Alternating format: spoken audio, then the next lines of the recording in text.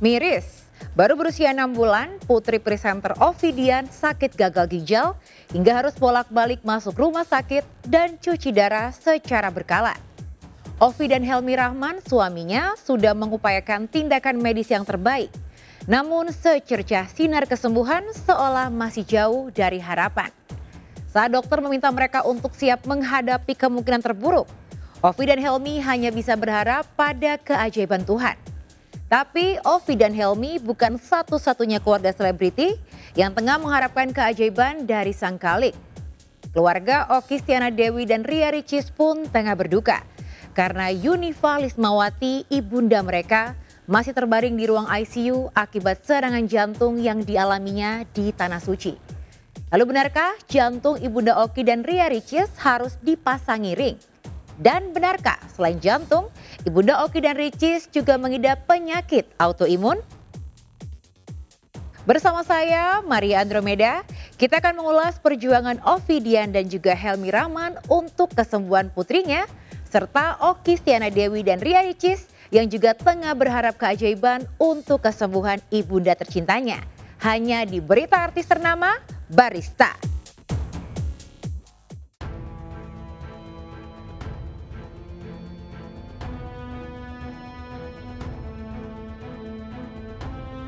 Ada sesuatu yang berbeda dari pesta ulang tahun Moana Putri Ria Ricis dan Teuku Ryan yang jatuh 26 Juli lalu.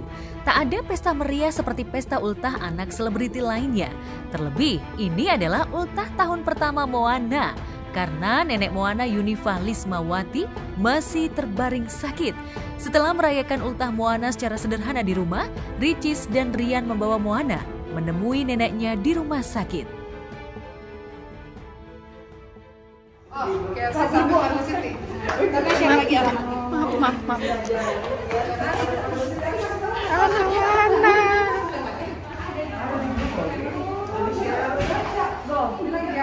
Jam berapa balik dari Surabaya? Pokoknya jam 2:30 itu udah kumpul. Jam 3.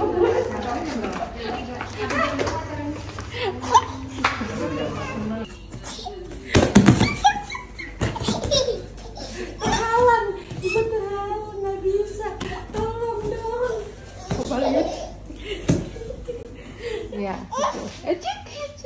termasuk aku sih. Aku kalau ada informasi di grup sih aku nggak baca. Giginya udah berapa? Oh, Salim Uma. Mau Salim? Dia udah bisa Salim. Ngeprank. Ngeprank ya. Salim dulu, mana cantik? Salim Uma dulu kayak gimana? Aku udah bisa Salim loh. Salim gimana Salim? Salim cepet Salim. Salim Uma. Salim mana Salim? Dia udah bisa. Cuma dia kadang malu-malu.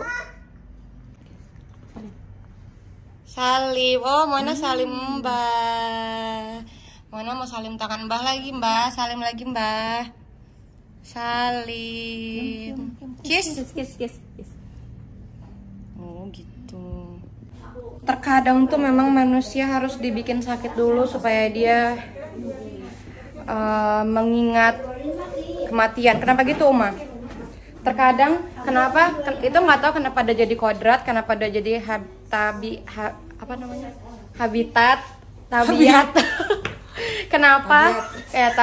Kenapa mayoritas orang ketika dia happy, dia sehat, dia seneng, terkadang orang-orang kadang suka lupa sama Allah, suka lupa sama Tuhannya. Kan banyak kan orang di luar sana tapi giliran sakit aja langsung ya Allah gitu. Makanya Allah kasih ujian-ujian supaya ingat lagi sama Allah. Kadang-kadang kalau kita lagi sakit, kita lagi kehilangan, itu sholat malamnya lebih khusyuk, bisa nangis. Tapi kalau lagi bahagia, ngerasanya nggak perlu Allah. Nah itu kenapa tuh? Kok bisa? Ya karena ngerasa nggak perlu Allah. Jadi kita ninggalin Allah. Iya, pada saat kita lagi ngerasa sakit, ngerasa sedih, kita ngerasa kita perlu Allah. Kalau kita udah mau, baru kita ngedeketin Allah. Kalau kita ngerasa kita udah nggak perlu apa-apa, kita seenaknya ninggalin Allah. Dan jangan berpikir kalau kita dikasih musibah tandanya Allah nggak sayang, justru karena Allah sayang. Kemarin Ricis dan Cindy Kurnia putri kakaknya kembali menggelar pesta ultah Moana secara sederhana di kawasan Bekasi. Nenek Yunifa yang sudah pulang dari rumah sakit tentu saja tidak bisa menghadiri ulang tahun cucu bungsunya itu. Assalamualaikum. Moana, mau sayang.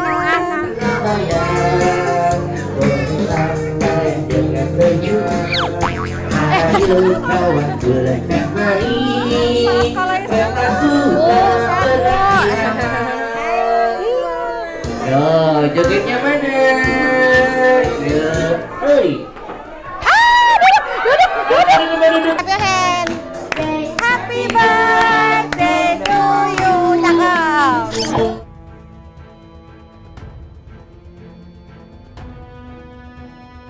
Siang nanti pesta ultah Moana yang lebih meriah akan digelar di sebuah restoran. Namun nenek Yunifa dipastikan tidak bisa hadir karena kondisinya masih lemah dan rentan terinfeksi penyakit baru. Setidaknya hal itu diungkapkan oleh Oki Stiana Dewi kakak Ricis yang merawat ibundanya selama sakit. Oki tidak mau kejadian buruk selama di pesawat di mana ibundanya diduga tertular infeksi paru-paru kembali terjadi. Infeksi paru-paru itulah yang memperburuk kondisi nenek Yunifa, sehingga sesampainya di tanah air, beliau langsung masuk ruang ICU.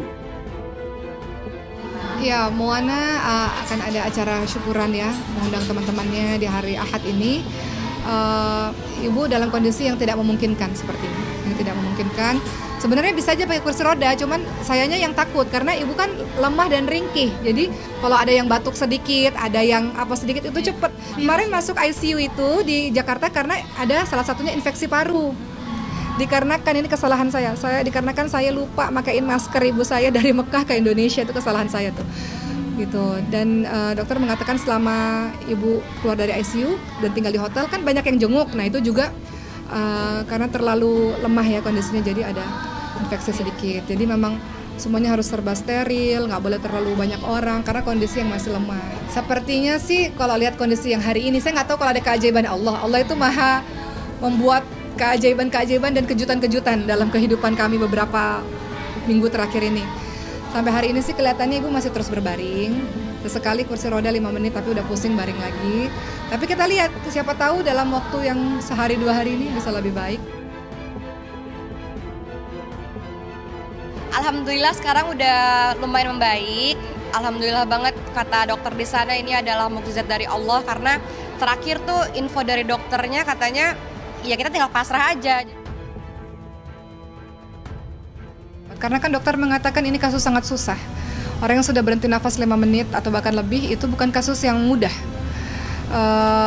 Bahkan dokter mengatakan kamu banyak berdoa karena peralatan terbaik sudah digunakan, pengobatan terbaik sudah diberikan. Ketika saya tanya sama adik saya yang nomor 2 dokter kan, dokter Cindy, apa artinya kalimat ini? Katanya dokternya udah ya pasrah gitu, udah memberikan yang terbaik, tinggal kita berdoa saja gitu.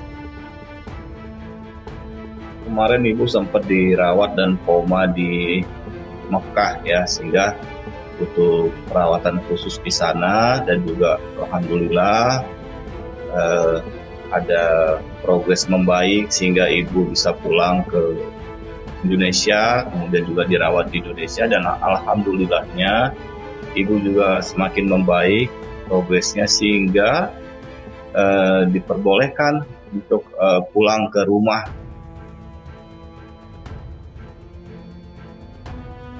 Setelah 5 hari dirawat di rumah sakit di Mekah, Ibunda Oki dan Ricis harus menjalani rawat inap selama 8 hari di sebuah rumah sakit di Jakarta. Oki dan suaminya Ori Fitrio tak putus berdoa demi kesembuhan wanita yang mereka cintai.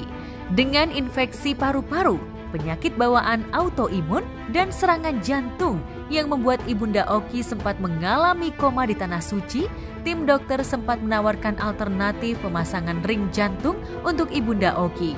Oki pun sudah mendiskusikan kemungkinan itu kepada kedua adiknya Cindy Kurnia dan Ricis.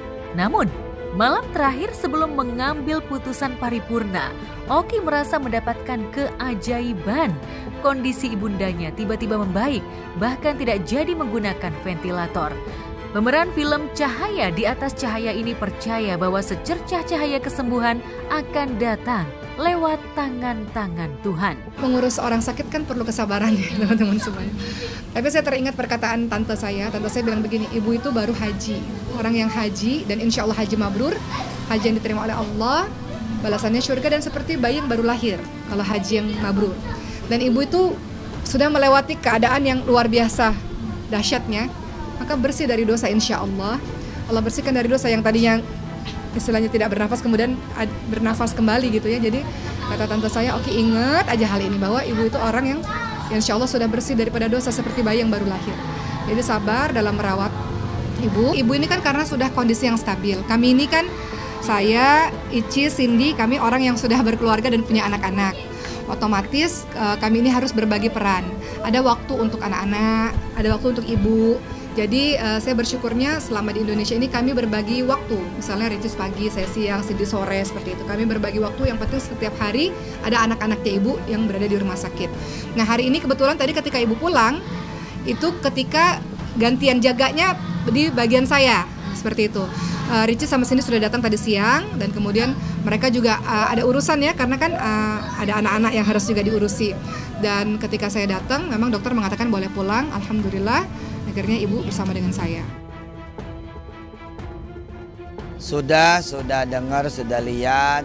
Iya kan ini usia juga kan ya. Kalau penanganan mah bagus terus, nggak pernah jelek. All out lah. Iya hebat lah. Perempuan yang mendidik anak-anaknya perempuan juga, dan pada jadi orang semua, hidupnya manfaat. Mbak Oki, Mbak Rici, adiknya lagi. Ya, sebagai salah satu sahabat sekaligus partner Oki dalam berdakwah, Ustadz Yusuf Mansur seolah punya ikatan batin dengan keluarga Oki. Terlebih almarhum Sulianto ayah Oki dimakamkan di pemakaman Darul Quran di kawasan komplek pesantren yang dimiliki Ustadz bernama asli Jam'ah Nur Khotib Mansur ini. Mbak Oki serta ibunya dan keluarganya bukan orang lain buat saya dan Darul Quran. Almarhum ayahnya kan juga dimakamkan di Darul Quran. Jadi kami mendoakan seluruh santri, para ustadz, ustazah, dan teman-teman di Darul Quran mendoakan. Mudah-mudahan ibunya Oki segera sehat, semangat, ceria, gembira, supaya bisa cepat recovery kesehatan insya Allah.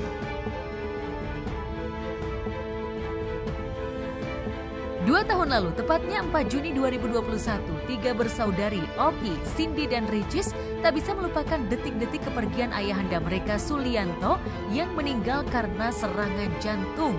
Oki tak mau pengalaman buruk ketika mereka terlambat menangani keluhan penyakit sang ayah terulang pada ibunda mereka. Pengalaman gagal jantung kemarin, kalau kita terlambat sekian menit, orang yang sudah berhenti nafas, ibu berhenti nafas 5 menit. Kenapa 5 menit? Karena rumah sakitnya ada di bawah hotel kami. Jadi cuma butuh waktu 5 menit ke rumah sakit itu. Saya nggak terbayang kalau rumah sakitnya jauh. Karena saya nggak mau terjadi seperti papa saya yang kami nggak tahu. Papa saya kayaknya serangan jantung juga. 8 jam kemudian kami baru tahu pada saat sudah membiru, sudah kaku, sudah dingin. Saya nggak mau itu terjadi lagi gitu untuk orang-orang yang saya cintai. Saya nggak mau itu terjadi lagi gitu untuk orang-orang yang saya cintai. Tak punya penyakit serius, ayahanda Oki, Cindy, dan Ricis yang dikenal ceria mengalami serangan jantung dan meninggal sebelum menjalani perawatan medis secara intensif. Oki yang saat itu mengaku lebih terpukul dari Cindy dan Ricis lantaran tidak tahu ayahnya meninggal saat tertidur. Kini seolah paranoid terhadap gejala sekecil apapun yang dirasakan ibundanya. Itu sebabnya Oki meminta kerelaan Cindy dan Ricis untuk merawat ibundanya karena rumahnya hanya berjarak 5 menit dari rumah sakit. Dibawa pulang, sekarang masih berbaring, dan saya katakan pada ibu memang baiknya ibu bersama dengan saya dikarenakan rumah saya ini paling dekat dengan rumah sakit. Jadi dibandingkan rumah adik-adik saya. Yang lain sih kita anak-anak pada berebut ya, maksudnya ibu di rumah, kata Ricis, ibu di rumah aku aja. Kata Bunda Cindy, ibu di rumah aku aja gitu. Cuman saya memberikan pandangan kepada adik-adik bahwa rumah saya sangat dekat dengan rumah sakit. Artinya cuma 5 menit udah nyampe rumah sakit. Kalau terjadi apa-apa bisa cepat dibawa. Karena kadang-kadang seperti gagal jantung, henti jantung kemarin, hitungan menit kan. Maksudnya kalau kita terlambat dalam beberapa menit saja itu bisa menjadi sesuatu yang fatal untuk ibu. Ya, kami sementara fokus dulu terhadap kesehatan ibu di sini karena kami juga harus menjaga baik-baik agar ibu juga tidak kambuh lagi autoimunnya, sehingga kami pun ya bersyukurlah bahwasannya sudah nyampe ke Indonesia dan merupakan suatu hal yang membahagiakan bagi kami, dan tugas kami adalah merawat, mendoakan, dan menjaganya supaya ibu tetap sehat.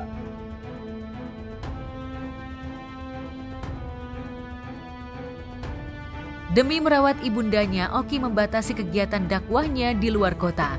Ia juga mengurangi jam mengajarnya di pesantren karena ibunya lebih membutuhkan pertolongan.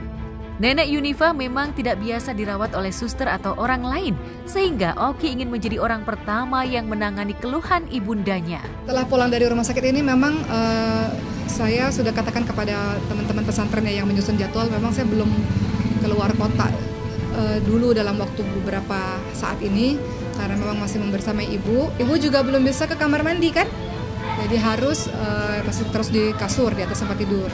Dan ibu masih belum merasa terlalu nyaman kalau sama orang lain, mungkin ya malu gitu ya. Kadang-kadang kan orang sakit kalau terlalu di tempat-tempat pribadi kita agak malu gitu kalau sama orang lain. Jadi masih harus ada saya di situ. Tadi aja ibu saya mengatakan oke, masih ngisi pengajian gitu. Padahal ini pesantren 5 menit dari rumah. Saya katakan 1 jam aja bu, saya katakan gitu. Tapi ibu bilang emang ini belum bisa dibatalin katanya gitu. Terus saya bilang ini kan orang datang dari jauh-jauh, kasihan kalau dibatalin mendadak gitu.